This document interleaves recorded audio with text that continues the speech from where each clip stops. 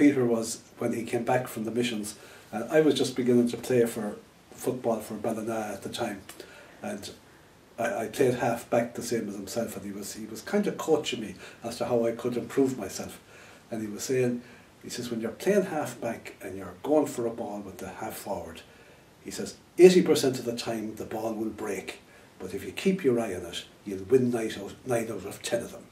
And I think it proved to me that Peter, he just wasn't a natural footballer. He also thought about how he played, and that's probably why he was as good as he was. And I always felt that that was very good advice, but it was a harder thing to do than to say, was keep your eye on the ball. I was going to national school. They used to train in Ballina, and Jackie Carney and Gerald Correll were the trainers, so we used to go back to the Stephenites pitch just to watch these guys. So we'd know them all, just kind of, it was, we didn't realise how privileged we were, but that part of the entertainment and the need was to go back and watch all these guys doing their kind of jumps. Yes, yes. And they stayed in the Grovetail Hotel, and they went to 8 o'clock mass every morning in the cathedral. That was part of the regime.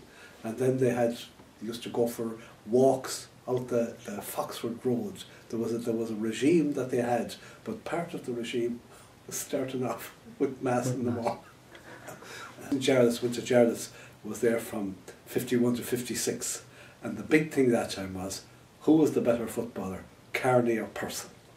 And of course Jarlath was half Mayo, half Galway, and like we were living on the glory of 50-51, and Galway were just coming, and the big one was 54.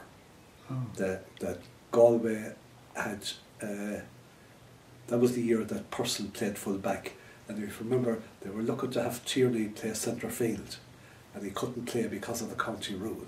Man, we're wondering, will we live to see the holy ground? It's not football the way we knew football, or kicking the ball was the basic skill.